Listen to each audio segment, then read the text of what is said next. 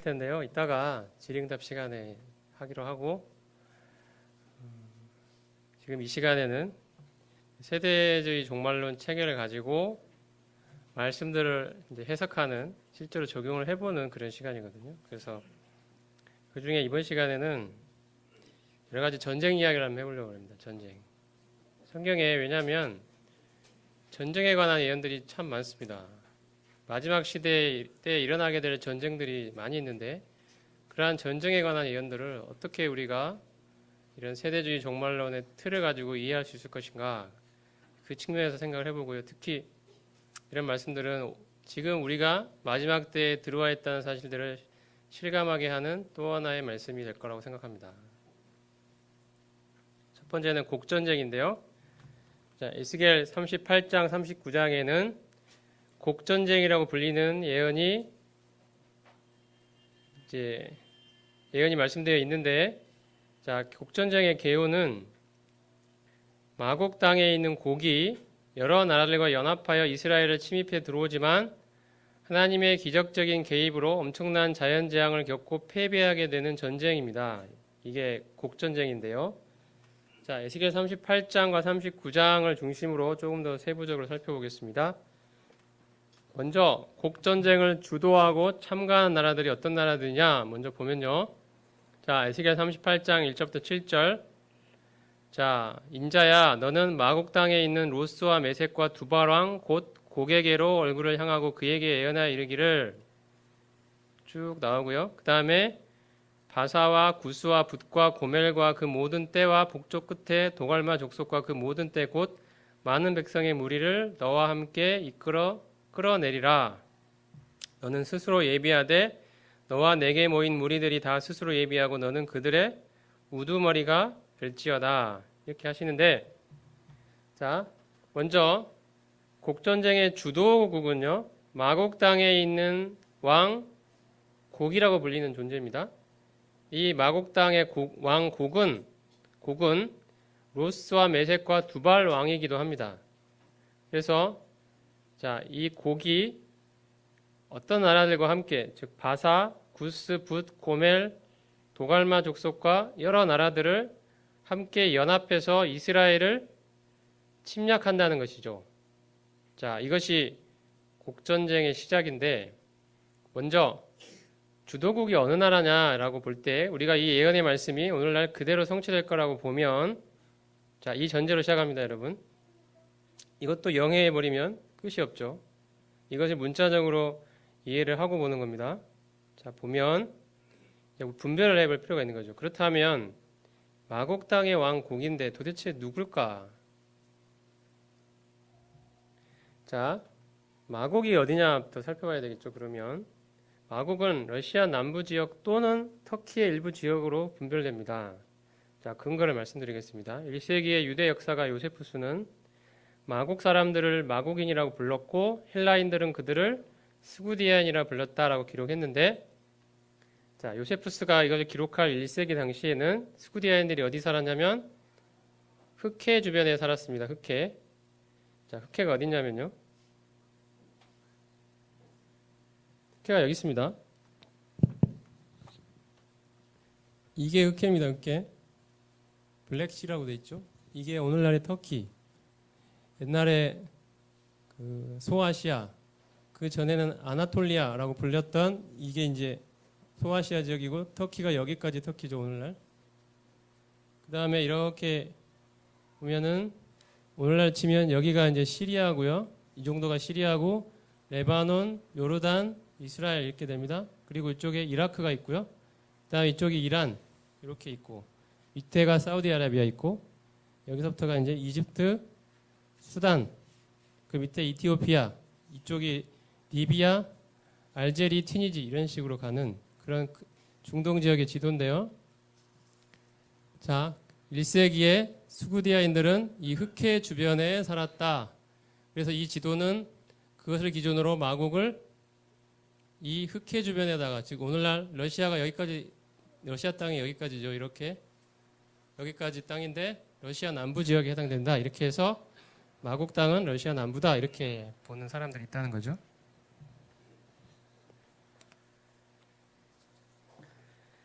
자, 근데 문제는 이것입니다. 마곡의 위치를 추정할 때 과연 1세기를 근거로 해야 되느냐 하는 것이죠. 1세기가 아니라 에스겔서가 기록된 당시를 근거로 해야 되지 않느냐, 이제 이런 견해가 있는데, 그러면 에스겔 당시에 마곡은 어디를 가리켰을까를 살펴봐야 되는데 아쉽게도 자료가 불충분합니다. 다만 에스겔서에서 또 다른 단서가 곡이 메섹과 두발의 왕도 된다고 언급하고 있는데, 그렇다면 메섹과 두발이 어딘지를 보고 마곡 땅이 메섹과 두발 근처에 있을 거라고 우리가 추정할 수 있겠죠. 그래서 메섹과 두발의 위치를 추정하는 것이 또한 중요한 문제임을 알 수 있습니다. 자, 근데 결론적으로 말씀드리면 메섹과 두발이 또 역시 러시아 남부 또는 오늘날 터키라는 두 가지 견해가 있어요. 그래서 마곡 땅도 러시아 남부이거나 오늘날 소아시아, 오늘날 터키의 어느 지역일 거다라고 추정할 수 있는 것입니다. 그래서 제가 마곡은 러시아 남부 지역 또는 터키의 일부 지역이다 이렇게 표현한 것이고요.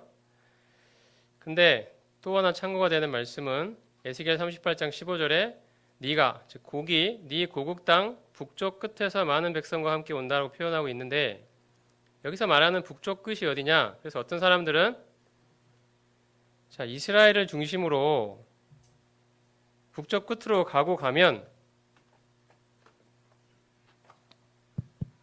북쪽 끝으로, 여기서 이스라엘이 여기 있죠.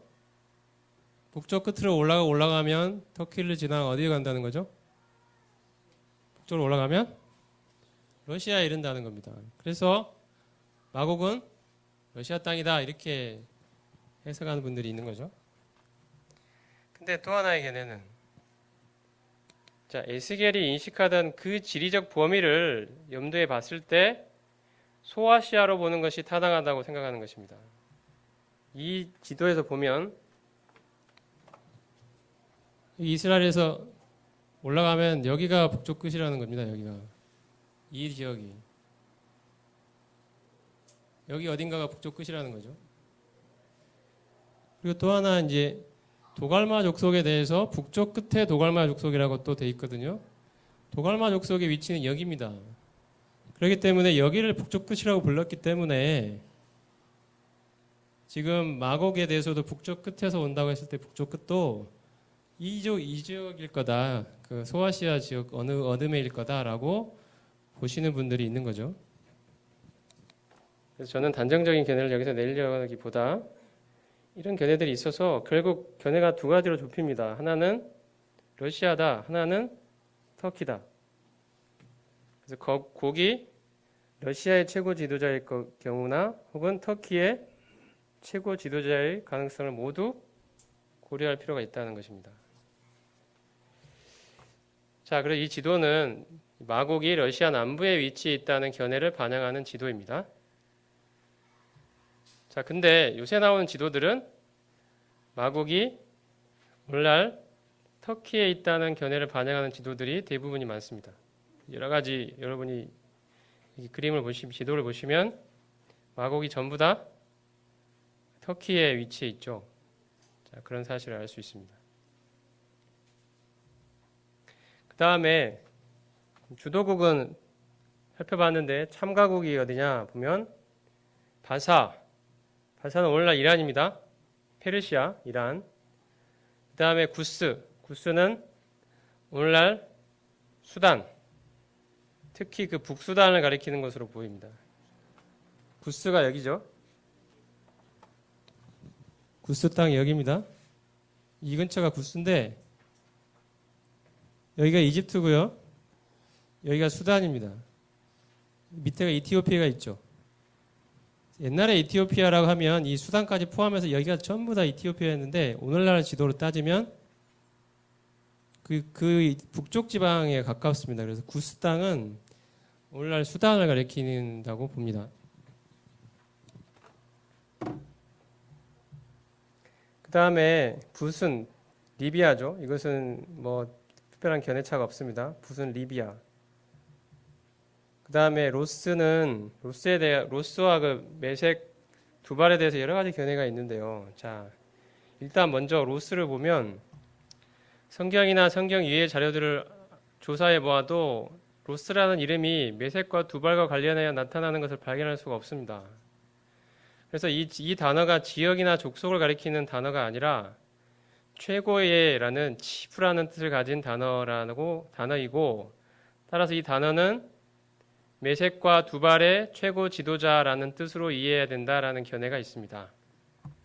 자, 로스가 지명이 아니고 최고라는 뜻이라는 것이죠. 그래서 로스와 메섹과 두발왕 이게 아니라 메섹과 두발의 최고 지도자, 최고 왕이라는 뜻이죠. 그렇게 이해를 한다는 견해가 있습니다. 그 다음에 메섹은 오늘날 러시아의 모스크바를 가리킨다는 견해와 소아시아에 있는 무시키 지역을 가리킨다는 견해가 있습니다. 자, 모스크바를 가리킨다는 견해는 메섹과 모스크바가 발음이 영어 발음이 비슷해요. 그죠? 모스코우, 메섹 뭐 비슷하다고 하네요. 그래서 조금 제가 볼 때는 조금 신빙성은 좀 떨어지는데 그런 견해가 있고요. 소아시아에 있는 무시키 지역을 가리킨다는 견해, 두 가지 견해가 있습니다. 그리고 두발도 발음의 유사성을 들어서 러시아의 토볼스크가 아니겠느냐라는 견해가 있고, 또 소아시아 동부에 타발이라는 지역이 있거든요. 그 타발을 가리킨다는 견해가 있습니다. 근데 아까 지도를 보시면, 자, 러시아의 모스크바와 투볼스크라는 견해가 좀 뜬금없다는 생각을 했는지, 대부분의 지도는, 요새 나오는 지도들은 전부 메섹과 두발을 어디에 표시하고 있습니까? 소아시아 지역에다 표시를 하고 있습니다. 그러니까 이 지도들도 마찬가지로 메섹과 두발이 전부 다 소아시아 지역에, 오늘날 터키 지역에 위치해 있죠. 그 다음에 고멜은 어디냐면 여기 소아시아 지역의 갈라디아 또는 갑바도기아 지역에 해당됩니다. 자, 고멜. 자, 고멜 보면, 여기 지도들 보면, 소아시아 지역의 갈라디아와 갑바도기아가 여러분 어디쯤에 해당되냐면, 예를 들면 이쪽입니다. 이쪽이 갈라디아와 갑바도기아 지역이거든요. 이쪽이 이렇게. 이쪽이 됩니다. 이렇게.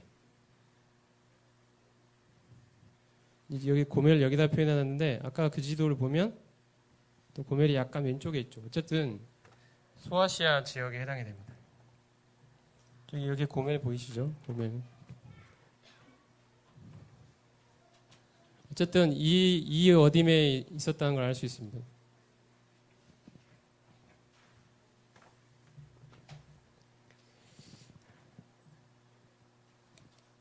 (1세기의) 유대 역사가 요세푸스는 갈라디아인들이 고멜 사람이라고 기록했습니다. 그리고 도갈마는 그 동부 아나톨리아, 그 동부 소아시아 지역의 도시로서 오늘날 시리아와 인접한 터키 남동부에 위치하고 있습니다. 여기 보시면 도갈마가 어디에 있냐면, 도갈마 여기 있죠? 여기 있고, 또 여기 있고, 여기 있고, 도갈마 여기 있고. 그래서 약간 이 근처 어딘가에 다 있습니다. 지금 보면 이렇게 있고 여기에 있고 이렇게 있어서 다 터키의 남동부라는 사실을 알 수 있습니다. 아까 이 지도도 도갈마가 터키 남동부에 위치해 있죠. 자, 그래서 정리해 보면, 자, 바사, 이란, 구스, 수단, 붓, 리비아, 그 다음에 로스, 메섹, 두발, 고멜, 도갈마가 전부 러시아이거나 아니면 소아시아 지역, 터키 지역이라는 사실을 알 수 있고요. 그래서 이것을 종합해 보면 곡전쟁의 주도국은 러시아이거나 터키 둘 중에 하나고, 참여국들은 터키, 이란, 리비아, 수단이라는 사실을 알 수 있고, 여기에 많은 무리들이라는 표현이 있어서 이 나라들은 대표적인 나라들이고 여기에 다른 나라들이 좀 더 추가될 수 있을 것이다 하는 여지를 붙이는 분들도 있습니다. 자, 이 나라들이 이스라엘을 침략해 들어온다는 것입니다. 근데 이렇게 곡전쟁이 발발 당시에 이스라엘 상황은, 자, 에스겔 38장 8절 11절 같이 한번 읽어볼까요? 시작. 에러나르 곧 말년에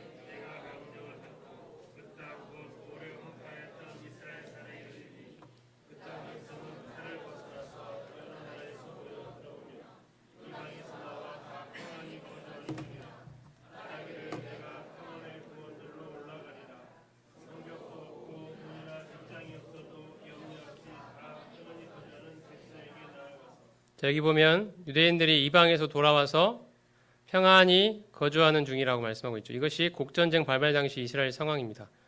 여러분, 지금 이스라엘이 이방에서 나와서 평안히 거주하고 있습니까? 한번 생각해 보십시오. 그 다음에 이스라엘이 또 큰 부를 갖게 된다고 되어 있습니다. 에스겔 38장 12, 13절에 보면 자, 이 곡의 무리들이 침략해 올 때 주변에 있던 사람들이 어떻게 말하냐면 네가 무리를 다 모아 노력하고자 하느냐, 은과 금을 빼앗으며 짐승과 재물을 빼앗으며 물건을 크게 약탈하여 가고자 하느냐, 이렇게 말씀하고 있습니다. 이 말은 이스라엘이 큰 부를 갖게 된다는 뜻입니다. 이러한 상황, 즉 특별히 무엇보다도 유대인들이 이방에서 돌아와서 평안하게 거하는 이 상황이 굉장히 중요한 포인트인데요.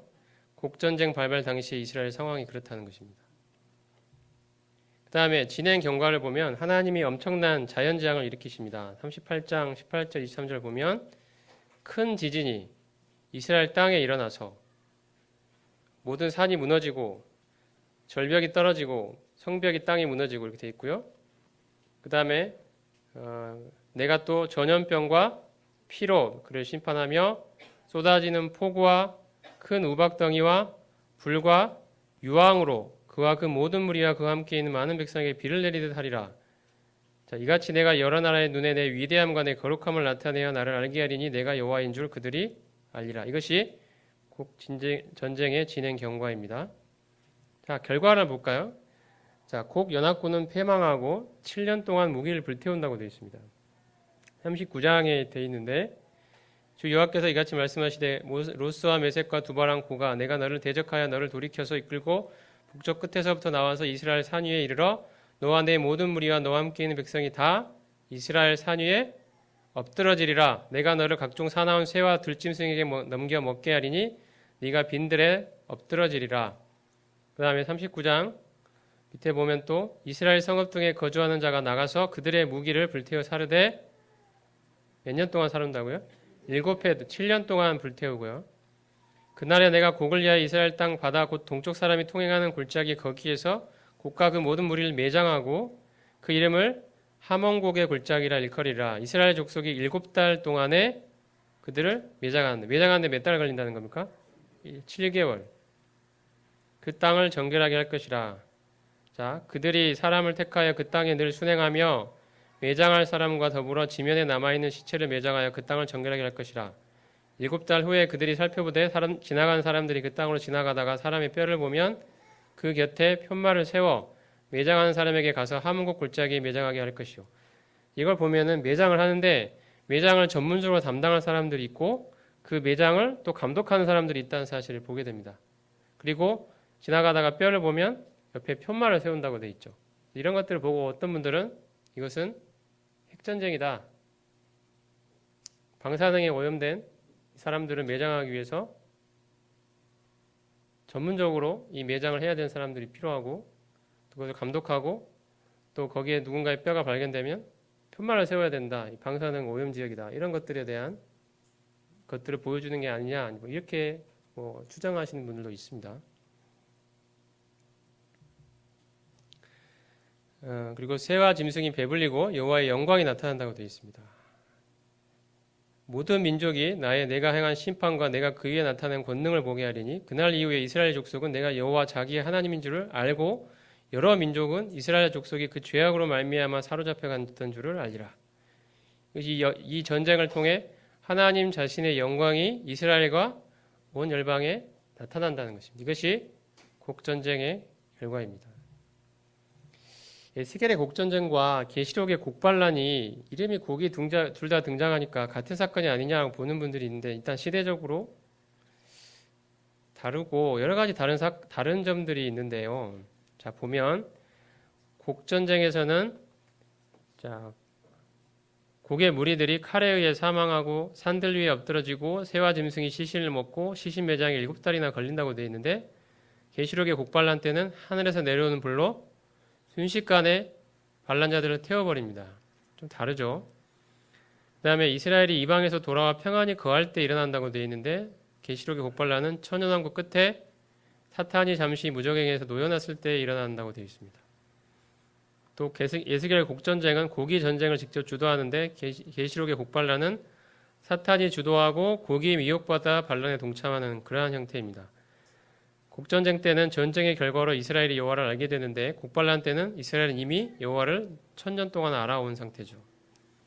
그래서 우리는 곡전쟁과 곡반란은 곡이라는 이름을 가진 존재가 참여한다는 유사점이 있을 뿐 서로 다른 사건이라는 사실을 알 수가 있습니다. 그 다음에 이제 아마겟돈 전쟁입니다. 자, 아마겟돈 전쟁. 많이 들어보셨죠? 아마겟돈 전쟁. 이거 가지고 모티브를 삼아서 뭐 영화 같은 것도 많이 만들어지고 했는데 그러한 그 소설적인 이야기들 말고요. 실제 성경에 뭐라고 말씀하는지를 한번 보겠습니다. 아마겟돈 전쟁은 환란기 후반부 또는 끝에 일어나는 세계 대전으로서 적그리스도의 세력이 이스라엘을 잔멸하기 위하여 대규모 전쟁을 일으키고 여기에 여러 나라들이 참여하지만 지상에 재림하신 주님의 군대에 의해 멸망당한 사건을 가리킵니다. 자, 아마겟돈이라는 말은 히브리어로 무깃도의 언덕이라는 뜻을 가지고 있습니다.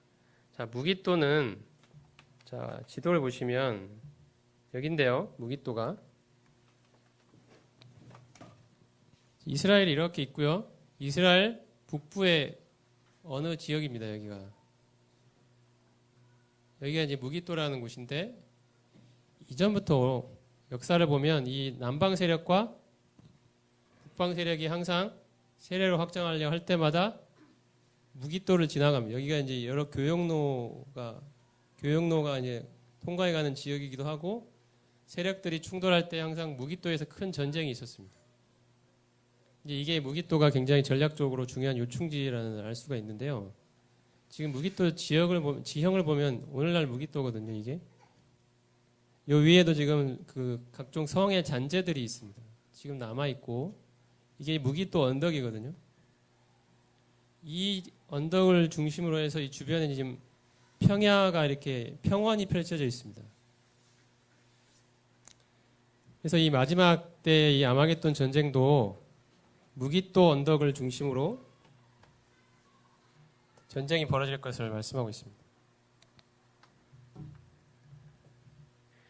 자, 말씀들 좀 더 보면 자, 요한계시록 16장 12절, 14절, 16절을 보면 여섯째 천사가 큰 대접을 큰 강 유브라데 소돔에 강물이 말라서 동방에서 오는 왕들의 길이 예비되었더라 쭉 이야기하시면서 전능하신 이의 큰 날에 있을 전쟁을 위하여 그들을 모으더라. 새 영이 히브리어로 아마겟돈이라고 하는 곳으로 왕들을 모으더라. 그래서 무깃도의 언덕이라는 뜻이라겠죠.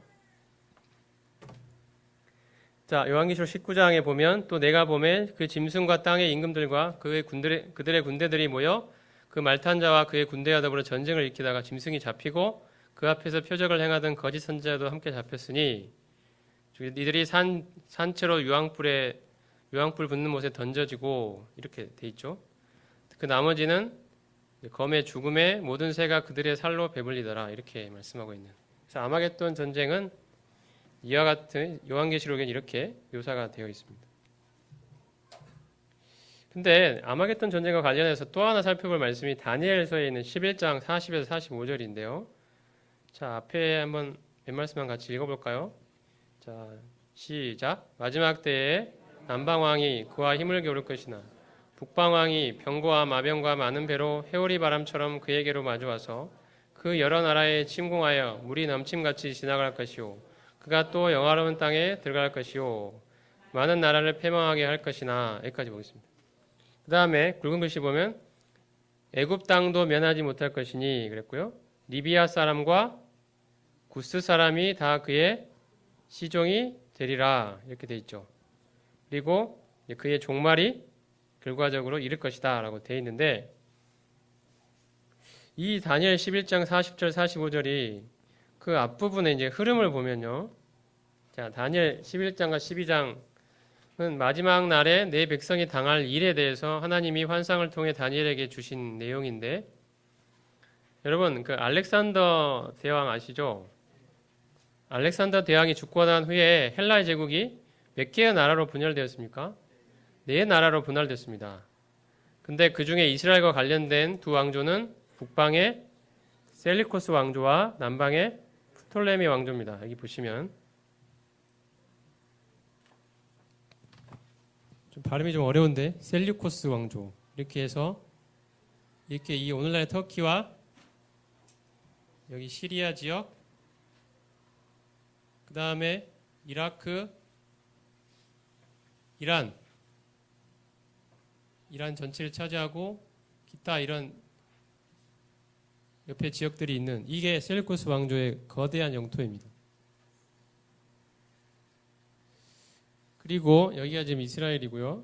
이제 프톨레미 왕조는 처음에 이제 프톨레미 왕조에 이스라엘이 프톨레미 왕조에 속해 있었죠. 이렇게 이스라엘 중심으로 요르단, 이렇게 이집트, 그 다음에 이쪽 수단까지 이렇게 차지하고 여기에 리비아 쪽 하고 여기에 이제 일부 약간씩 터키 일부에 살짝씩 있었는데 주요한 세력은 이집트와 그 다음에 여기에 있는 구스, 수단, 리비아입니다. 이집트, 수단, 리비아. 여기는 터키, 이라크, 이란. 오늘날로 따지면 이 사람들이 주요 국가들이 될 수 있습니다.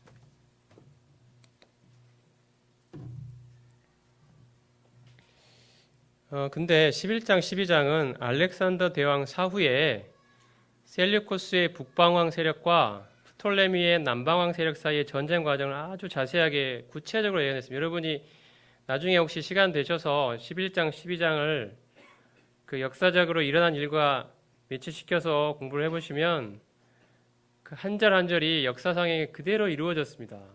아주 세밀하게, 디테일하게. 그래서 어떤 사람들은 다니엘서가 기록 연대가 그 모든 일들이 다 일어난 사후에 기록한 게 아니냐고 할 만큼 믿지 않는 사람들이 그런 사람들이 있죠. 자유주의 신학자들 이런 사람들도 그렇고 이것은 다니엘이 미리 기록했을 리가 없다고 할 만큼 너무 디테일하게 다 예언이 그대로 문자적으로 이루어졌습니다.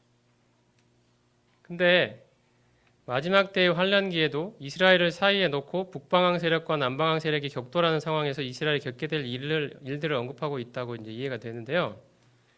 자, 11장 아까 40절, 45절 앞에 있는 11장 21절, 35절은 특별한 인물이 하나 언급되어 있는데 북방왕 중에 셀리코스 왕조의 왕 중에 주전 2세기에 안티오커스 에피파네스라는 사람이 있습니다.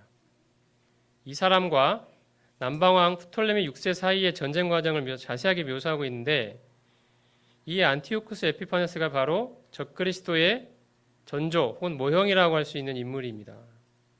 그는 셀리코스 왕조의 왕으로서 프톨레미 6세를 공격하였으나 로마의 개입으로 실패하자 유대인에게 분풀이를 냈고요. 유대인들을 헬라화시키기 위해서 율법을 불지르고 멸망케 하는 미운 물건인 제우스 신상을 성전 번제단에 세웠던 그러한 인물입니다. 이러한 그의 행동은 적그리스도가 행하게 될 행동의 특징을 보여줍니다. 자, 어쨌든 북방왕 안티오쿠스 에피파네스에 관한 하고 남방왕 프톨레미 6세 사이의 전쟁 과정이 쭉 묘사가 되어 있고 안티오쿠스 에피파네스가 행하는 그런 이제 여러 가지 행동들이 묘사가 되어 있습니다. 자, 이 사람이 이제 안티오쿠스 에피파네스인데요. 이 사람이 새겨진 동전이 발견이 됐습니다.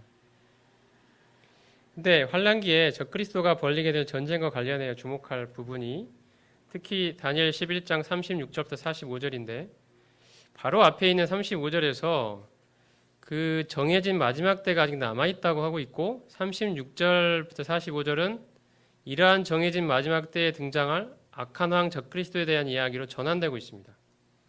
11장 36에서 39절을 보면 왜 적그리스도를 알 수 있냐면 적그리스도가 모든 신보다 자신을 높이며 마음대로 행한다고 되어 있기 때문입니다. 여러 가지 행동들이 나와 있는데 읽어보면 적그리스도구나 라는 걸 알 수 있습니다. 그리고 11장 36에서 45절 이 부분은 그래서 마지막 때에 등장할 적그리스도가 주제라고 할 수 있는데 그 중에서 특히 11장 40에서 45절은 적그리스도가 일으키는 마지막 때의 아마겟돈 전쟁의 진행 과정을 묘사한 것으로 이해가 되고 있습니다. 자, 11장 40에서 45절이 뭐라고요? 적그리스도가 일으키는 마지막 때의 아마겟돈 전쟁에 관한 묘사라고 이해가 된다는 것입니다. 자, 아까 11장 40에서 45절 있었죠, 여기. 이게 적그리스도가 벌리는 아마겟돈 전쟁의 진행 과정을 묘사한 것이다라고 이해가 된다는 것입니다. 자, 그러면 여기서 해석상에 이제 자세하게 들어가 보면 어떤 견해들이 존재하냐면 여기에 어떤 사람들은 세 왕이 존재한다고 그러고 어떤 사람은 두 왕이 등장한다고 합니다. 자, 무슨 말이냐면요. 여기 말씀을 보면 마지막 때 남방왕이 있죠. 남방왕이 있죠. 그는 누굽니까? 이 그에 대해서 견해가 있어요. 이게 북방왕이다라는 견해가 있고 이게 적그리스도라는 견해가 있습니다. 적그리스도로 보면 만약에 남방왕, 적그리스도와 힘을 겨룰 것이나 북방왕이 많은 회오리 바람처럼 적그리스도에게 마주와서 그 여러 나라에 침공하여 물이 넘친같이 지나갈 것이요 적그리스도가 영화로운 땅에 들어갈 것이요 적그리스도가 쭉 나옵니다. 적그리스도가 애굽 땅도 차지하고 리비아도 차지하고 그 다음에 수단까지도 차지한다.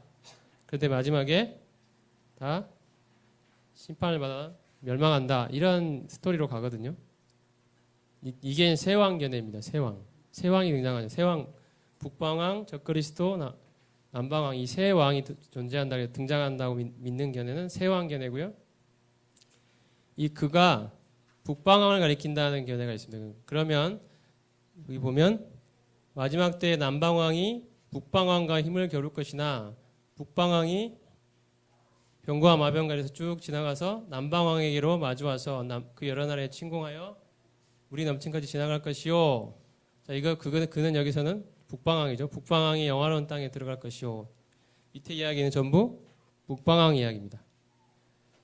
지금 세왕견에는 적그리스도 남방왕과 북방왕과 구별되는 또 하나의 존재인 적그리스도를 상징하는 것이고 두왕견에는 북방왕이 적그리스도인데 그 북방왕이 남방왕과 겨루다가 남방왕을 이제 제압하고 이 북방왕 적그리스도가 쭉 여러 나라를 애굽, 리비아, 수단 이런 나라들을 차지하고 이런 이스라엘을 영화로운 땅에도 들어간다고 되어 있죠. 이스라엘 그 나라를 또 침공하고 이런 일들을 벌리다가 마지막 때 심판을 받는다. 이런 스토리로 가는 겁니다. 그래서 이 다니엘서의 이 부분을 세왕견해로 바라보면 남방왕, 북방왕 외에 적그리스도라는 별도의 존재가 또 있는 것이고요. 두왕견해로 보면 북방왕이 곧 적그리스도입니다. 남방왕은 남방 세력이고요. 이게 이제 두 가지 견해가 있다는 사실을 말씀드립니다. 자, 그래서 세왕견해는 말씀드렸고요. 자, 세왕견해의 근거는 11장 40에서 45절에 여러 차례 이어지는 대명사 그가 모두 적그리스도를 가리킨다고 보는 것이 일관된 해석이 아니겠느냐 이렇게 보는 것이고 만약에서 본문에서 두 왕만 등장한다고 본다면 적그리스도는 북방왕 즉 셀리쿠스 왕조의 후예라고 볼 수밖에 없는데 그것은 적그리스도가 유럽에서 등장할 것이라는 견해가 배치된다. 그러므로 두왕견해가 아니라 세왕견해가 타당하다 이렇게 보는 것입니다. 자, 이 세왕견해의 전제는 뭡니까? 적그리스도는 유럽에서 나온다는 겁니다. 유럽에서. 그래서 이 세왕견해는 적그리스도가 유럽에서 나온다는 견해이기 때문에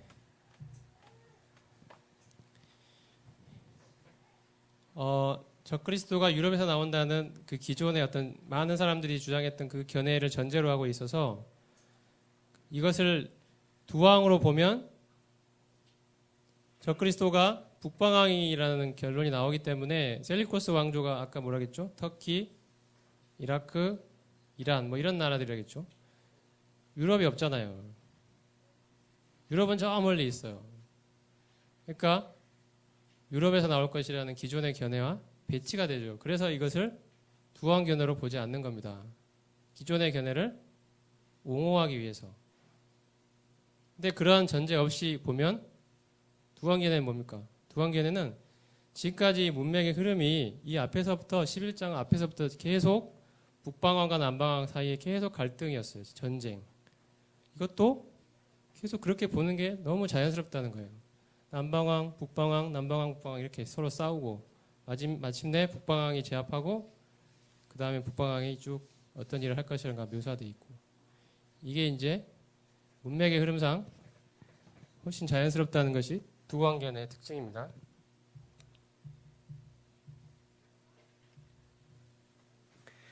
두왕견에는 다니엘 11장에서 일관되게 유지되어 온 패턴대로 이스라엘을 사이에 놓고 남방 세력과 북방 세력 사이에 벌어지는 갈등과 전쟁 양상을 잘 보여주는 견해다. 반면에 세왕견에는 북방 세력과 남방 세력 사이의 다툼을 계속해서 묘사해온 다니엘 11장의 지속적인 패턴을 깨뜨리고 갑작스럽게 한 왕을 추가하는 견해이다. 세왕견에는 계속해서 적대적 관계였던 북방왕과 남방왕이 마지막 때에 갑자기 연합하여 공동의 적을 대적한다는 이상한 결론을 도출하게 되고, 세왕견에는 마지막 때에 북방왕의 후예가 적그리스도를 대적한다고 봄으로써 북방왕 에피파네스가 적그리스도의 모형이면서 동시에 적그리스도의 대적의 모형도 된다고 주장하는 셈이 됩니다. 이게 두왕견의 주장입니다. 이해가 되십니까? 그 다음에 두왕견에는 다니엘 11장을 통해 일관되게 유지되어 온 북방 세력과 남방 세력 사이의 전쟁 패턴을 충실하게 반영하는 견해이고, 따라서 이 부분을 북방왕과 남방왕 세력 사이의 대립을 묘사한 것으로 이해하는 것이 훨씬 타당하다. 이게 두왕견의 주장입니다.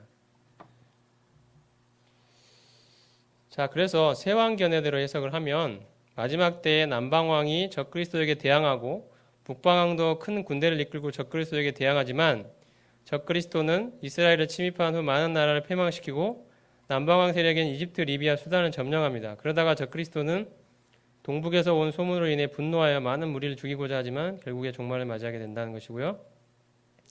두왕견해대로 해석하면 마지막 때에 남방왕이 북방왕 적그리스도를 대적하여 힘을 겨루지만 북방왕이 남방왕 세력을 침공해 들어오고, 이때 이스라엘도 침략당할 것이며 북방왕은 남방왕 세력인 이집트와 리비아, 수단을 점령합니다. 이렇게 해서 그는 중동 전체의 패권을 장악하게 되고 동북에서 온 소문으로 인해 분노하여 많은 무리를 죽이고 하지만 결국 종말을 맞이하게 된다. 이런 밑에는 비슷하죠. 그래서 결국 핵심은 뭡니까? 남방왕, 북방왕과 별도의 적그리스도를 상정하느냐, 아니면 북방왕이 적그리스도라고 보느냐, 두 견해가 있다는 것입니다. 여러분은 어떤 것이 더 타당하다고 보시나요? 한번 스스로 한번 생각해 보십시오. 자, 그래서 곡전쟁의 참여국들 다시 한번 보고요. 자, 곡전쟁 발발 시점에 관한 생각해 보면 언제 곡전쟁이 일어날까요? 라는 질문입니다. 자, 천년왕국에서는 일어날 수 없겠죠. 왜냐하면 천년왕국은 주님이 왕으로 다스리시는 평화의 왕국이기 때문에 전쟁이 일어날 수는 없는 겁니다. 적어도 천년왕국 동안에는.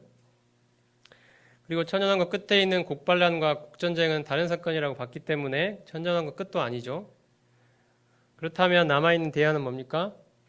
환란기 끝에 있거나 환란기 중간에 있거나 환란기 시작 직후에 있거나 환란기 시작 직전에 있거나, 이렇게 네 가지가 가능합니다. 자, 그러면 환란기 끝의 견해를 한번 먼저 볼까요? 차례차례. 자, 이 견해는 곡전쟁이 환란기 끝에 일어나는 아마겟돈 전쟁의 일부로서 발생한다고 보는 견해인데요. 자, 하지만 이스라엘은 환란기 끝에는 적그리스도의 핍박인 적자가 빠졌네요. 죄송합니다. 적그리스도의 핍박으로 인해 큰 실수를 했습니다. 적그리스도의 핍박으로 인해 광야로 도망가 있는 상황이기 때문에, 자, 에스겔 38장에서 아까 뭐라 했죠? 곡전쟁이 일어난 상황은 성벽도 문도 없이 안전하게 가고 있다 그랬잖아요. 그러니까 상황이 안 맞죠. 그래서 곡전쟁은 환란기 끝에 일어나지는 않을 것이다. 그럴 가능성이 없다고 보는 게 타당합니다. 환란기 중간은 어떠냐? 자, 이 견해는 곡전쟁이 환란기 중간 무렵에 시작하여 후반부 절체에 걸쳐 진행되는 넓은 의미의 아마겟돈 전쟁과 동일하다는 견해입니다. 자, 아마겟돈 전쟁에 대해서 아까 환란기 후반부에 걸쳐 일어난다고 보거나 혹은 환란기 끝에 일어난다고 보거나, 이렇게 두 가지 견해가 있다는 사실을 제가 자세히는 말씀 안 드렸지만 얼핏 언급하고 넘어갔는데, 아마겟돈 전쟁을 넓은 의미로 보는 분들은 아마겟돈 전쟁은 환란기 중반부터 시작해서 후반 전체에 걸쳐 있는 일련의 전쟁들을 다 통칭해서 아마겟돈 전쟁이라고 부른다는 견해가 하나 있고요. 또 하나는 아마겟돈 전쟁은 좁혀서 딱 거기 무기또 언덕에서 주변에서 벌어지는 딱 그때 그 시점의 전쟁, 그것으로 좁혀서 보시는 분들도 있습니다. 만약에 이제 이 환란기 중간에 일어난다고 보는 이 견해는 곡전쟁이 바로 그 아마겟돈 전쟁도 환란기 중간에 시작해서 후반부 전체에 걸쳐 진행되는 넓은 의미의 아마겟돈 전쟁과 곡전쟁은 같은 전쟁이다라고 보는 견해입니다. 환란기 중간 무렵에 적그리스도가 이스라엘과의 평화조약을 파기하기 전에는 이스라엘은 평화롭게 거하고 있죠. 자, 적그리스도가 이스라엘과 평화를 보장해 주기 때문에 이 상황은 곡전쟁 발발 전에 이스라엘이 안전하게 거한다는 상황과 일치합니다. 또한 곡전쟁의 결과를 언급한 에스겔 39장에서 자, 내가 내 영광을 여러 민족 가운데 나타내고 여러 이스라엘 족속도 내가 여호와 자기들의 하나님인 줄을 알겠고 여러 민족도 하나님의 영광을 보게 될 것이다. 내가 여호와 자기들의 하나님인 줄을 이스라엘 족속이 알게 되고 내가 다시는 내 얼굴을 그들에게 가리지 아니하고 내 영을 이스라엘 족속에게 쏟았음이라 이렇게 말씀하고 있는데 자, 이러한 결과는 곡전쟁이 끝나고 나서 천년 왕국이 시작될 때의 상황으로 보는 것이 가장 자연스럽죠. 그래서 곡전쟁이 환란기 중간 무렵부터 시작되어 환란기 끝까지 진행되는 아마겟돈 전쟁과 동일한 전쟁이라고 보는 것이 가장 타당한 견해다라고 하는 것이 바로 이 환란기 중간 견해의 주장입니다. 좀 헷갈리신가요?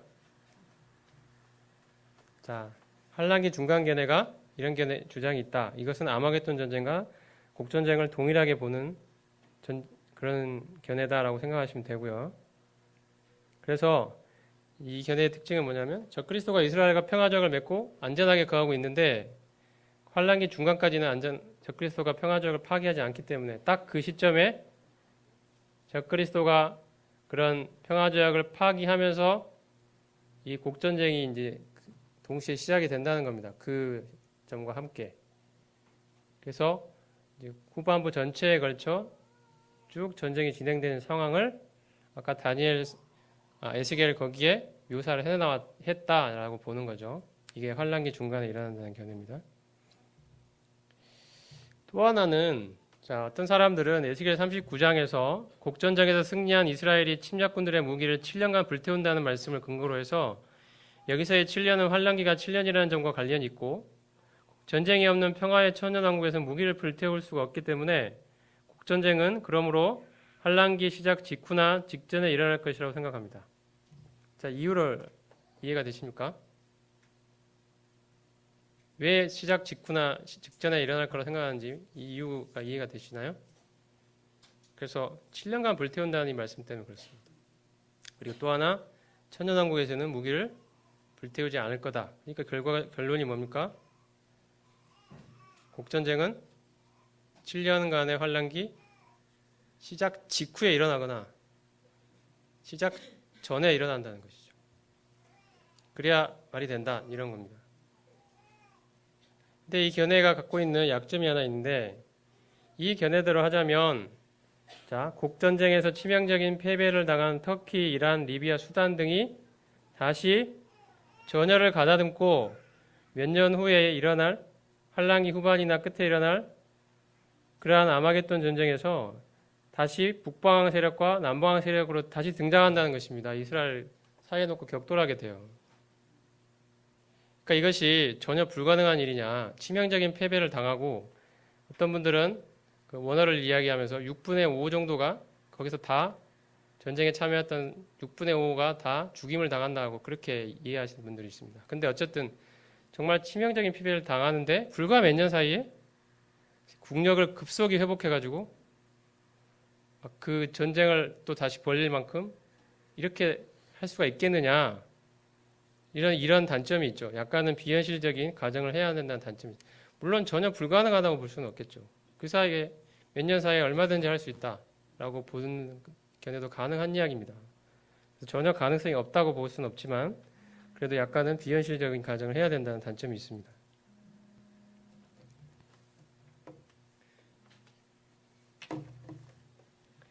자, 그래서 환란기 시작 직후냐 직전이냐 이렇게 볼 텐데요.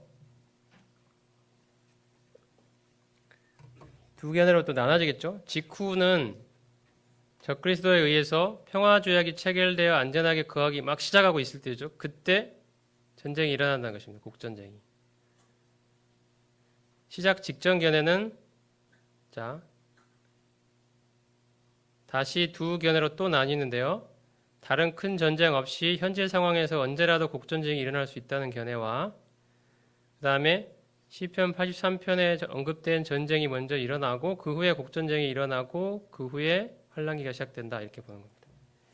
여러분 제가 이런 여러 가지 견해를 제시하는 이유는 머리가 좀 복잡할 수는 있지만 어떤 사람들은 자신의 견해 딱 하나 놓고 모든 것들은 다 틀렸다라는 전제로 출발합니다. 그러면 이 마지막 때에 관한 이 말씀들을 이제 무시하고 살면 모르겠지만 우리가 정말 진지하게 공부를 해본다는 사람의 입장에서 보면 그 100% 자기가 확신한다고 해서 다른 견해를 무시하고 이렇게 하다가 그대로 안 되면 어떡하죠?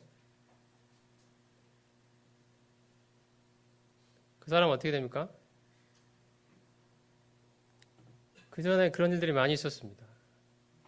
그 사람만 피해를 보는 게 아니고요. 그 사람 말에 동조했던 사람들까지 결국 어떻게 됩니까? 실망하고 하나님 말씀은 틀렸다라는 그런 신뢰가 떨어져 버리는 거예요. 그 사람 한 사람의 그 좀 너무도 단정적인 주장 때문에.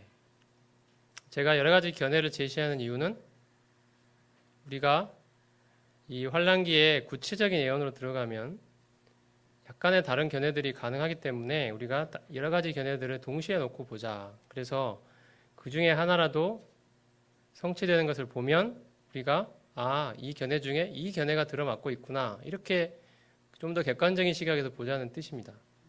그러면 어떤 견해 하나가 들어맞지 않고 틀리더라도 우리가 치명상을 받을 이유가 전혀 없는 겁니다.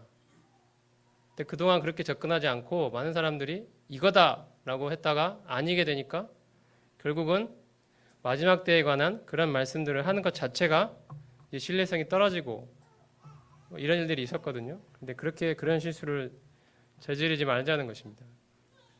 그런 의미에서 여러 견해를 소개하니까 좀 복잡하시더라도 좀 이해를 하시고 어느 거 하나에 치우치지 마시고 좀 객관적인 입장에서 보시면 좋을 것 같습니다. 이 견해는 이러한 이유로 주장을 하는 것이고 그래서 이 견해대로 만약에 어떤 일이 일어난다면 그 다음은 이런 상황이 펼쳐지겠구나.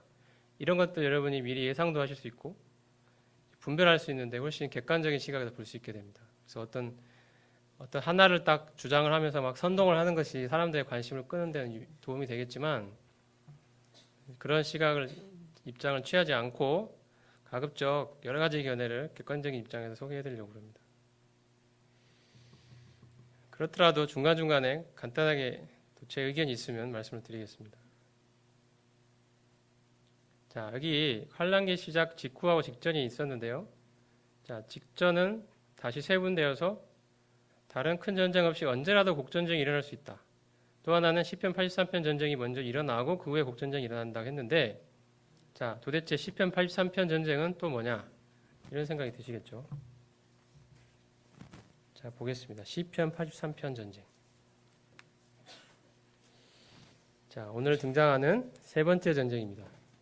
자, 이 전쟁은 에돔과 이스마엘인, 모압, 하갈인, 그발, 암몬, 아말렉, 블레셋, 두로, 왓술과 연합하여 이스라엘을 지상에서 없애기 위한 전쟁을 벌이는 것을 가리킵니다. 자, 같이 읽어볼까요? 시편 83편 3절부터 10절입니다. 시작. 그들이 백성을 치려하여 관계를 꾀하며 주께서 숨기신 자를 치려고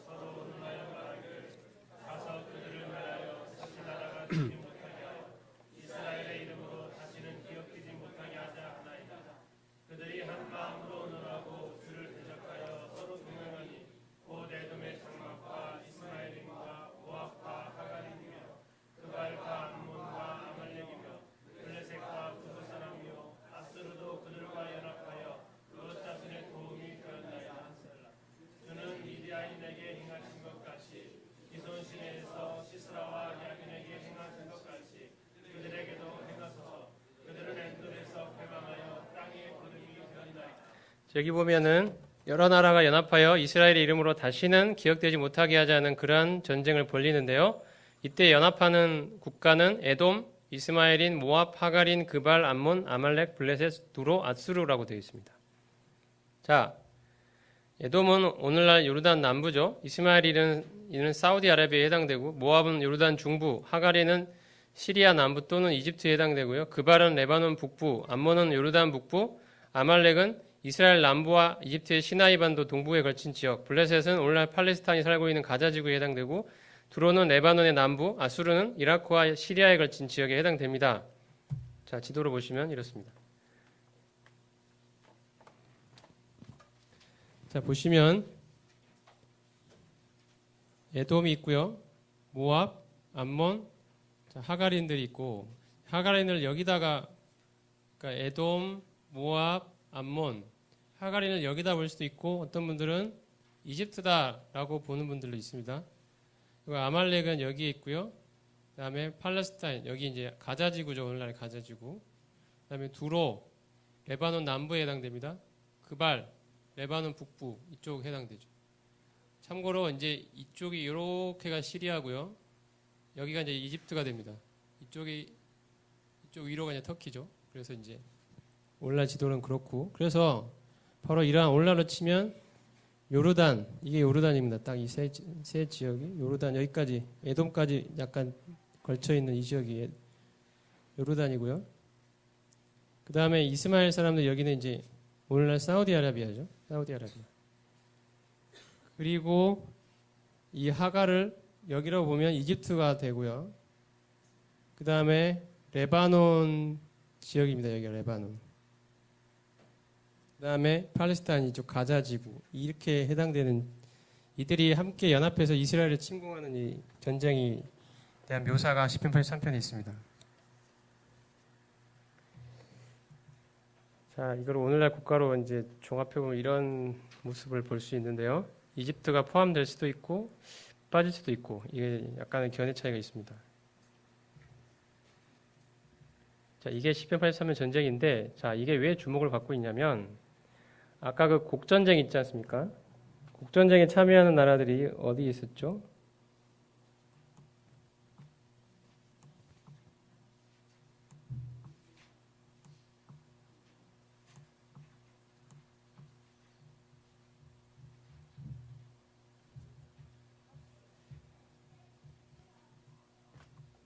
이게 이제 곡전쟁 참여국들인데요. 자, 러시아가 포함된다는 거, 빠진다는 게 있기 때문에 지금 점선으로 표시했는데, 어쨌든 참여한다고 보면 러시아, 터키, 이란, 수단, 리비아 이렇게 되죠.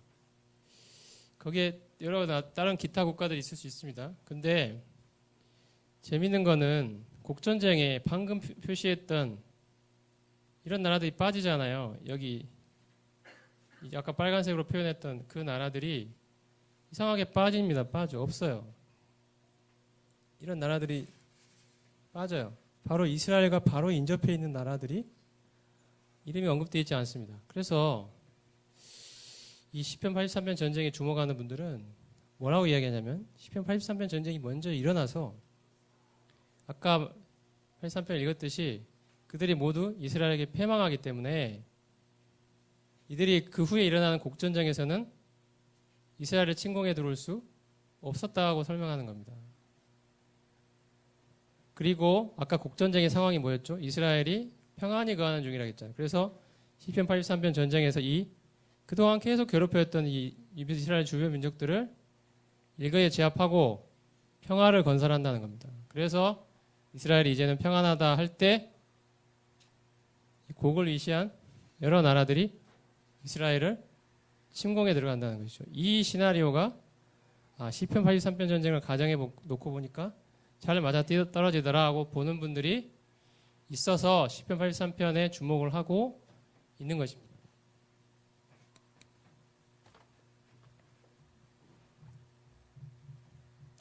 여기선 제가 이 시편 83편 전쟁이 일어난다 안 일어난다고 말씀드리는 게 아니고, 이런 견해가 있구나라고 여러분이 알고 계시고, 만약에 이런 나라들이 연합하여 이스라엘을 침공하는 그러한 전쟁이 일어나는 것을 보신다면 어떻게 여러분이 하실 수 있죠?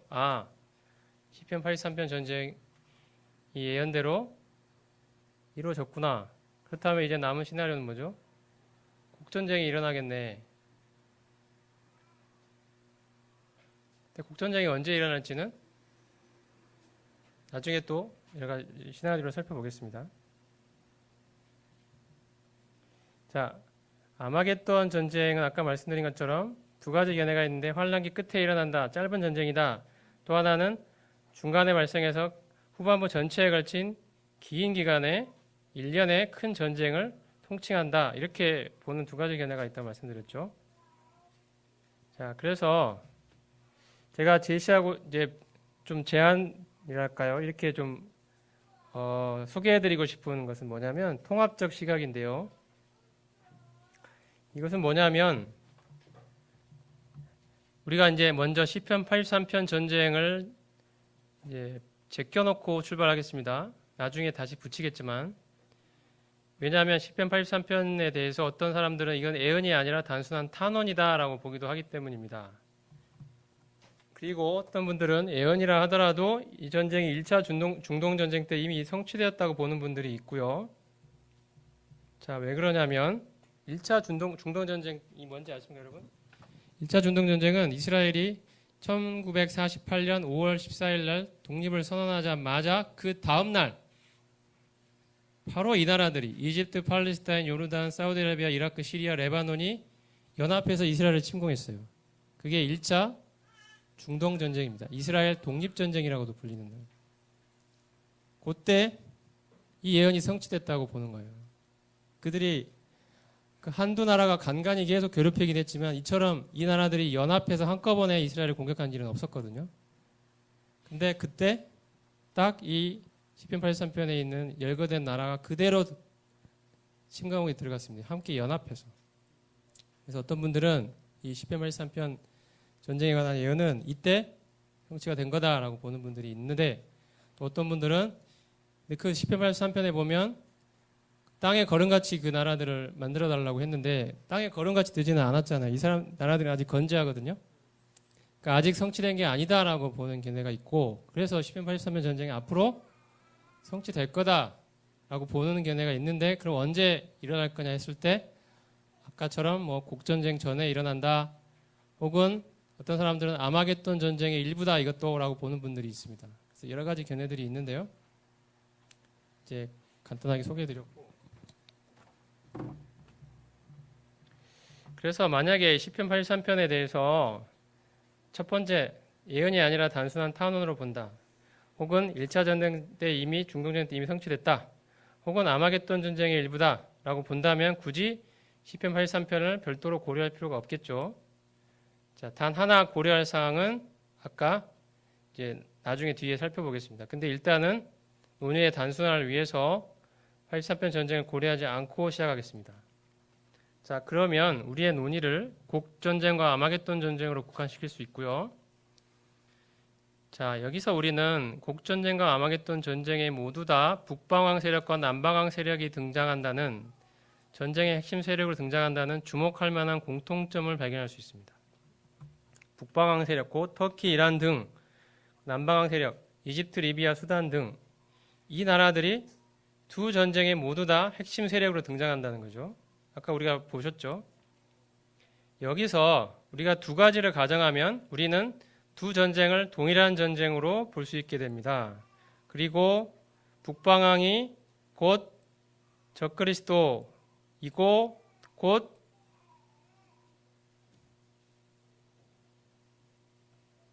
북방왕이 적그리스도고 곧 곡이다. 곡. 이 세 가지 인물은 동일 인물이다라는 결론을 도출할 수 있게 됩니다. 자, 두 가지 전제가 뭐냐면요. 곡전쟁과 아마겟돈 전쟁이 모두 다 환란기 중간 무렵에 발발한다. 자, 아까 이 견해를 말씀드린 적 있죠, 한번. 그걸 일단 가정하고 또 하나 가정은 다니엘에서 아까 11장 44, 45절을 세왕 견해가 아니라 두왕 견해를 취하면 이 두 가지 전제만 딱 놓고 보면 이 우리는 곡전쟁, 아마겟돈 전쟁 같은 전쟁이 되고 곡은 북방왕이고 북방왕은 적그리스도라는 등식을 성립시킬 수 있게 됩니다. 자, 왜 그러냐면요. 곡전쟁과 아마겟돈 전쟁이 모두 다 환란기 중간 무렵에 발발한다고 보면 우리는 두 전쟁을 동일 전쟁으로 이해할 수 있게 되고요. 이렇게 되면 곡전쟁을 주도하는 곡과 아마겟돈 전쟁을 주도하는 적그리스도가 동일 인물이라는 자연스러운 결론을 도출할 수 있습니다. 곡은 곧 적그리스도가 되죠. 그 다음에 아까 세왕견해가 아니라 두왕견해는 뭐였습니까? 북방왕이 적그리스도다. 그거였죠. 기억하시죠? 그래서 결과적으로 어떻게 되죠? 곡은 적그리스도고 적그리스도는 북방왕이 됩니다. 자, 이렇게 통합적 시각에 따르면 두 전쟁은 다음과 같이 서로 배치되지 않게 조화롭게 설명할 수 있게 됩니다. 자, 한번 설명을 시도해 보겠습니다. 자, 환란기 중간 무렵에 적그리스도, 곡의 북방왕 세력, 터키, 이란 등은 이스라엘과의 평화조약을 파기하고 이스라엘을 핍박하기 시작하며 남방왕 세력, 곧 이집트, 리비아, 수단 등과 세력 다툼을 벌이다 이들을 굴복시킨 후에 그들을 동원하여 이스라엘을 총공격하고 이 전쟁에 동방의 왕들까지 개입하지만 이들을 침공 세력들은 하나님의 개입과 지상에 재림하신 그리스도의 군대에 의해서 결국 패망하게 된다. 이것이 통합적 시각으로 바라보는 곡전쟁, 아마겟돈 전쟁에 관한 통합적 이해입니다. 두 전쟁이 같은 거라 이거죠. 이게 통합적 시각입니다. 그리고 곡은 적그리스도는 북방하기 때문에 결국 어떻게 됩니까? 곡은 적그리스도는 북방하기 때문에 적그리스도는 어디가 된다는 이야기죠. 결론이. 곡은 터키가 된다는 것입니다. 이게 이제 결론입니다. 러시아는 왜 아닐까요? 러시아는 북방왕 세력이 포함되지 않기 때문에. 아까 북방왕은 누구였죠? 셀리코스 왕조, 터키, 이라크, 이란 이 나라들을 중심으로 한 나라들 중에 이제 북방왕 연합 세력이 있었는데 그 중에 곡은 또 터키 아니면 러시아였죠. 그러니까 교집합이 뭐예요? 러시아가 아니고 터키가 되는 겁니다. 그래서 적그리스도는 터키의 최고 지도자가 될 것이다 라고 보는 것이 이 통합적 시각의 이해입니다. 두 가지 전제를 하면 된다 그랬죠. 하나는 곡전쟁, 아마겟돈 전쟁이 모두 다 언제 일어난다고요? 환란기 중간에 일어난답니다. 중간 시점부터. 또 하나 다니엘 11장 44, 45절을 세왕견해가 아니라 두왕견해로 보면 된다. 이 두 가지를 딱 전제를 가정을 하고 나면 이 결론에 이르게 됩니다. 자, 이 시각으로 보면 자, 구약에서 예언하고 있는 여러 이제 마지막 때 이스라엘을 침공해 들어온 여러 세력들에 관한 전쟁들이 하나의 통합적 시각으로 이해가 되는데요.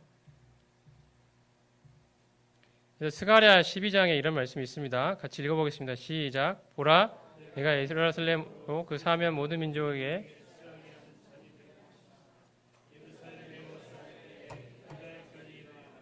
그날에는 내가 예루살렘을 모든 민족에게 무거운 돌이 되게 하리니 그것을 드는 모든 자는 크게 상할 것이라. 천하 만국이 그것을 치려고 모이랴. 천하 만국이 예루살렘을 치려고 모인다는 거죠. 예루살렘이 에호사입니다. 스가랴 12장 8절 11절 보면 예루살렘을 치러 오는 이방 나라들을 그날에 내가 멸하기를 힘쓰리라. 그 다음에 내가 다윗의 집과 예루살렘 주민에게 은총과 간구하는 심령을 부어주리니 그들이 그 찌른 바 그를 바라보고 그를 위하여 애통하기를 독자를 위하여 애통하듯 하리라. 그날에 예루살렘에 큰 애통이 있으리니 무깃도 골짜기 하다드림몬에 있던 애통과 같을 것이라. 여러분 이런 말씀들 읽으면 막 소름이 돋지 않습니까? 너무 우리가 지금까지 살펴본 말씀과 아주 그대로 일치하고 있잖아요. 자, 보시면 스가랴 13장도 보겠습니다. 자, 여호와가 말하노라. 이 온 땅에서 3분의 2는 멸망하고 3분의 1은 거기 남으리니 내가 그 3분의 1을 불 가운데 던져 은같이 연단하며 금같이 시험할 것이라. 그들이 내 이름을 부르리니 내가 들을 것이며 나는 말하기를 이는 내 백성이라 할 것이요 그들은 말하기를 여호와는 내 하나님이라 하리라. 이게 뭡니까? 마지막 때에 바로 이스라엘 민족 가운데 3분의 1이 구원받게 될 거라는 거예요. 일이 언제 일어날까요, 여러분? 자, 스가랴 14장을 보겠습니다. 이거 같이 읽어볼까요? 시작. 여호와의 날이 이르리라. 그날에 내 재물이 약탈되어 내 가운데서 나누이리라. 내가 이방 나라들을 모아 성읍이 함락되며 가옥이 약탈되며 부녀가 욕을 당하며 성읍 백성이 절반이나 사로잡혀 가려니와 남은 백성은 성읍에서 끊어지지 아니하리라. 그때 여호와께서 나가사 그 이방 나라들을 치시되 이왕의 전쟁 날에 싸운 것 같이 하시리라. 그날에 그의 발이 예루살렘 앞 곧 동쪽 감람산에 서실 것이요 감람산은 그 한가운데가 동서로 갈라져 매우 큰 골짜기가 되어서 산 절반은 북으로 산 절반은 남방으로 옮기고 그 산 골짜기는 아셀까지 이를지라. 여기까지 하겠습니다. 자, 예루살렘을 에워싸는 큰 전쟁이 일어나는데 그때 예루살렘 성민의 절반이 사로잡혀가고 남은 백성은 끊어지지 않을 거라 그랬고, 이때 여호와의 발이 예루살렘 앞 동쪽 감람산에 서실 것인데 그때 감람산이 동서로 갈라져 자, 산 절반은 북으로 산 절반은 남으로 옮겨갈 거. 이런 일들이 일어날 거라는 것입니다. 이제 주님이 지상에 재림하시는 모습입니다. 자, 이러한 전쟁과 주님의 지상 재림과 관련된 이런 말씀들이 많이 있습니다. 통합적 시각으로 이해하면 이것들이 다 같은 전쟁이구나. 환란 후반기에 일어날 그런 마지막 때의 일련의 전쟁들을 다 가리키는 전쟁이구나. 곡전쟁도 다 같은 전쟁이구나 라고 본다는 것이죠. 통합적 시각이 그렇습니다.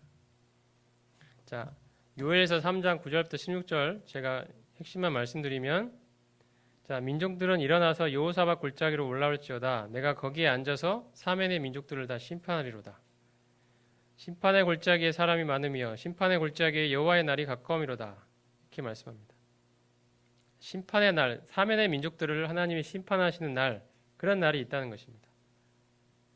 자, 이런 말씀들을 다 종합을 해서 통합적 시각에 따라서 아마겟돈 전쟁의 시나리오를 써보면 이렇게 되는데요. 자, 환란기 중간이 되면 북방왕 세력, 터키, 이란 등은 이스라엘과 맺은 평화조약을 파기하고 이스라엘을 핍박하고, 그 다음에 남방왕 세력, 이집트, 리비아, 수단 등과 이스라엘을 사이에 놓고 격돌하게 됩니다. 그 다음에 북방왕 적그리스도는 남방왕 세력을 제압하게 되고, 그는 자신이 굴복시킨 남방왕 세력까지 동원하여 이스라엘을 공격하고요. 6번째 대접이 부어지면 유프라데스 강이 마르면서 동방의 왕들이 오는 길이 예비되고 이 싸움에 동방 왕들의 군대가 개입합니다. 적그리스도의 군대와 동방 왕들의 군대가 아마겟돈에 모여 예루살렘을 총공격하고 약탈하는데 이때 예루살렘 인구의 절반이 잡혀가게 됩니다. 아까 말씀에 있었죠. 이스라엘에서 남은 자들은 애통하고 통곡합니다. 곤란한 위경에서 통곡하고 주님께 돌아옵니다. 남은 모든 이스라엘이 민족적으로 구원을 얻게 됩니다. 처음에 돌아온 인구의 3분의 1. 3분의 2는 죽고요. 3분의 1이 살아남은데 3분의 1 살아남은 모든 이스라엘이 다 하나님께로 돌아와 구원을 받는 일이 일어난다는 것입니다. 이것이 로마서에 나와 있는 모든 이스라엘이 구원을 받으리라. 이 말씀이 이때 성취가 되는 것입니다. 그리고 공격 세력들은 하나님의 개입과 지상에 오신 그리스도의 군대에 의해 괴멸당하고 짐승과 거짓 선지자는 잡혀서 불못에 던져지며 주님은 여호사밧 골짜기에서 사면의 민족들을 심판하신다. 이것이 통합적 시각에 따른 아마겟돈 전쟁 시나리오입니다. 자, 이 시나리오대로 보면 지금까지 살펴본 모든 말씀들이 다 하나로 통합이 되어 있죠. 그래서 통합적 시각이 갖는 장점은 여기에 있다고 생각이 됩니다. 마지막 때에 가능한 시나리오인데요. 그래서 물론 그 아까 통합적 시각이 갖는 취하는 두 가지 전제가 있었죠. 곡전쟁과 아마겟돈 전쟁이 둘 다 환란기 중간 무렵부터 발생한다는 이 견해가 깨지면 다른 견해로 보면은 이런 결론이 안 나올 것입니다. 또 하나의 전제는 다니엘 11장의 그 사건을 두한견으로 봐야 되는데 세한견으로 보면 또 이런 결론이 안 나오겠죠. 그래서 두 가지 전제를 취한다면 이 곡전쟁, 아마겟돈 전쟁은 같은 전쟁이 되고 아까 그 환란기의 여러 전쟁에 관한 여러 가지 말씀들을 통합적으로 하나로 통합시켜 이해하는 시각을 갖게 된다는 것을 말씀드린 것입니다. 자, 시나리오 1은 그래서 곡전쟁과 아마겟돈 전쟁 발발 시점을 같게 볼 경우입니다. 이렇게 되면 휴거가 일어나고요. 그 다음에 환란기가 시작이 되고 아마겟돈 전쟁 곧 곡전쟁이 환란기 중반 무렵에 시작해서 후반기까지 쭉 지속되고 마지막 때 지상재림과 함께 전쟁이 끝나게 됩니다. 이런 시나리오로 가게 되죠. 이게 이제 아까 통합적 시각에 따른 하나의 시나리오입니다. 자, 이거 이제 가정을 달리해 보면 이제 곡전쟁과 아마겟돈 전쟁 발발 시점을 다르게 본다면, 자, 아마겟돈 전쟁과 곡전쟁 다르게 보면 어떻게 되는 거죠? 곡전쟁이 환란기 중간 무렵에 일어나는 게 아니라 그 전에 일어나게 되는 것이죠. 그래서 환란기 시작 직후나 그 직전에 일어난다고 보는 겁니다. 그래서 휴거가 있고 곡전쟁이 환란기 시작하는 그 전, 환난기인데 환난시라고 되어 있네요. 오타입니다. 그래서 곡전쟁이 있고 휴거가 있고 환란기가 시작되고 아마겟돈 전쟁이 있고 지상재림하시는 게 되거나, 혹은 휴거 있고 환란기 시작되고 곡전쟁이 그 다음에 일어나고 아마겟돈 전쟁이 있고 지상재림이 있는 이 세 가지 시나리오가 가능하죠.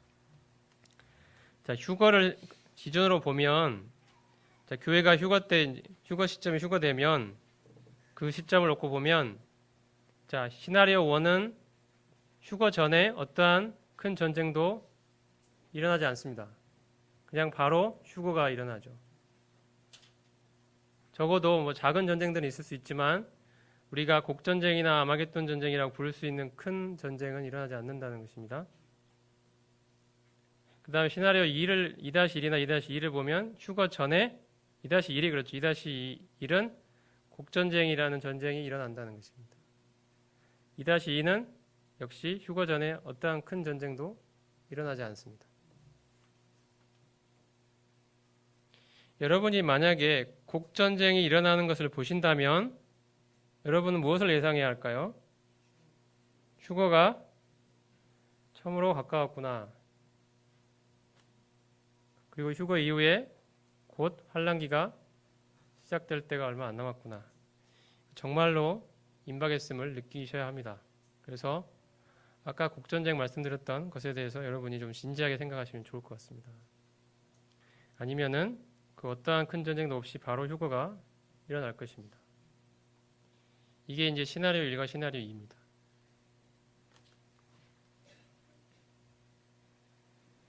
여러분이 제가 좀 진행해온 논리를 잘 따라오셨다면 이 시나리오 외에 다른 시나리오 생각하기가 어려우실 거예요, 아마. 한번 혹시 좀 더 공부를 해보시고 이것이 가능하지 않겠느냐, 다른 대안이 있으시면 말씀해 주시면 저한테도 도움이 될 것 같습니다. 여기에 시편 83편 전쟁을 추가할 때의 시나리오를 한번 더 해보겠습니다. 아까 시편 83편 전쟁이 곡전쟁 이전에 일어난다는 사람들이 있었잖아요. 그 사람들의 시각을 여기에 추가해 보면, 자, 시나리오 1은 시나리오 1-로 바뀌는데, 자, 이렇게 됩니다. 휴거가 있고 환란기가 시작되고 시편 83편 전쟁이 생기고 그 다음에 곡전쟁, 즉 아마겟돈 전쟁이 일어나고 지상재림하시고 이렇게 되죠. 시나리오 2-는요. 자, 어떻게 돼? 2-1은 시편 83편 전쟁이 곡전쟁이 일어나기 전에 있기 때문에 아까 그 시나리오 앞에다가 시편 83편 전쟁만 추가하면 되는 것이고요. 자, 2-2는 휴거 다음에 환란기 시작되고 곡전쟁이 일어나는데 그 사이에 시편 83편 전쟁을 추가하면 되는 겁니다. 그래서 휴거를 기준으로 놓고 보면, 자, 시나리오 1'과 2-2'은 휴거 전에 어떤 큰 전쟁이 없는데 2-1'은 어떻게 됩니까? 곡전쟁이 그 전에 시편 83편 전쟁이 있고 그 다음에 곡전쟁이 있고 휴거가 일어난다는 것입니다. 그래서 앞에 거랑 비교해 보면 이거는 이제 1이나 2-2는 휴거 전에 어떤 큰 전쟁이 없죠. 근데 2-1은 곡전쟁이 그 전에 있다는 것이고 83편 전쟁을 추가하고 나면 곡전쟁 전에 시편 83편 전쟁이 일어난다는 것입니다. 그래서 여러분이 만약에 이런 모든 가능성을 다 염두에 놓고 보면 어떤 결론에 이르죠? 만약에 여러분이 주님이 어떤 큰 전쟁 없이 우리를 맞으러 오실 수 있습니다. 이 가능성 여러분이 크게 염두에 두셔야 됩니다. 또 하나의 가능성은 뭐죠? 어떤 전쟁이 일어나는 거예요. 근데 그 전쟁이 시편 83편 전쟁일 수도 있고 곡전쟁일 수도 있어요.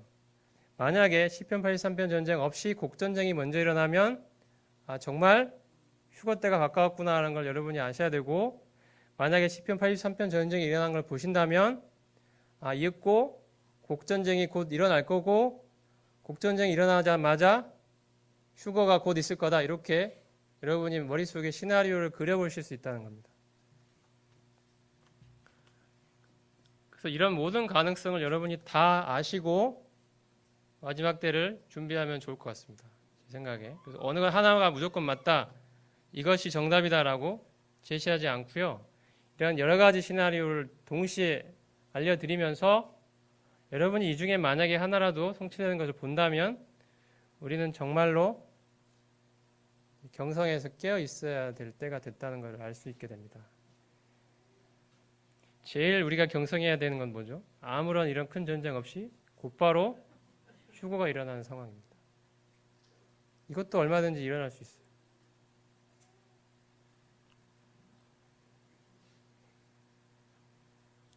여러분이 종말의 사건에 관해서 여러 가지 자료도 찾아보시고 동영상도 보시고 하면 곡전쟁, 아마겟돈 전쟁, 시편 83편 전쟁에 관한 여러 가지 견해들이 난무하는 걸 보실 거예요. 그래서 어떤 사람들은 각종 상상력을 동원해서 자기들이 상상력까지 거기에 넣어가지고 각종 추정을 해서 소설을 쓰고 이런 분들이 있는데, 여러분이 그런 것들을 보시면서 오늘 우리가 살펴봤던 이 시각으로 보시면 좋을 것 같아요. 그들의 견해가 갖는 장점이 뭐고 단점이 뭔지를 냉철하게 보실 필요가 있습니다. 이런 여러 가지 가능성을 저는 다 이야기하는 것이 좀 양심적이라고 생각합니다. 어느 거 하나 무조건 맞다 이런 식으로 몰아가가지고 추종자를 얻을 수는 있겠지만 마지막 때에 관한 말씀들을 살펴볼 때는 다양한 가능성들을 동시에 말씀드리는 것이 이제 좀 더 타당하고 합리적이라고 생각하거든요. 그래서 이렇게 제시해 드립니다. 자, 그럼 기도하고 이 시간 마치겠습니다. 주님, 오늘 곡전쟁과 아마겟돈 전쟁 그리고 시편 83편 전쟁에 관한 많은 말씀들을 살펴보았습니다. 주님, 이 말씀들을 저희가 정확하게 이것이 언제 일어나는지 저희가 정확하게 알지 못합니다.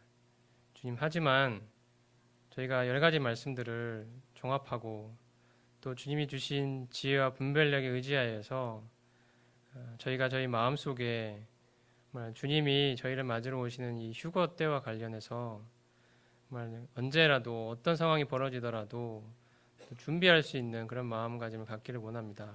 그리고 주변에서 난무하는 여러 가지 인간의 상상력이 결합되어 있는 그런 것들에 현혹되지 않게 해주시고 오로지 말씀에서 증거하고 있는 바가 무엇이고 그 중에서 우리 인간의 가정이 필요한 부분은 어떤 부분인지를 저희가 잘 분별해서 여러 가지 나와 있는 가능성들을 저희가 잘 분별하고 또 마음속으로 또 준비할 수 있는 그런 지혜를 주님께서 허락해 주시기를 간구를 드립니다.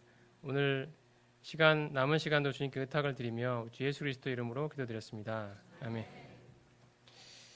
자, 다음 시간에는요 마지막 때의 징조들과 관련해서 살펴보고 그다음에 적그리스도와 관련된 여러 가지 이슈들을 살펴보고요. 또 그 이스라엘과 관련된 예언이 어떻게 성취되고 있는지도 살펴보도록 하겠습니다. 조금 졸리시더라도 좀 마지막까지 좀 긴장을 좀 놓지 말아 주시면 감사하겠습니다. 10분 쉬고 시작하겠습니다.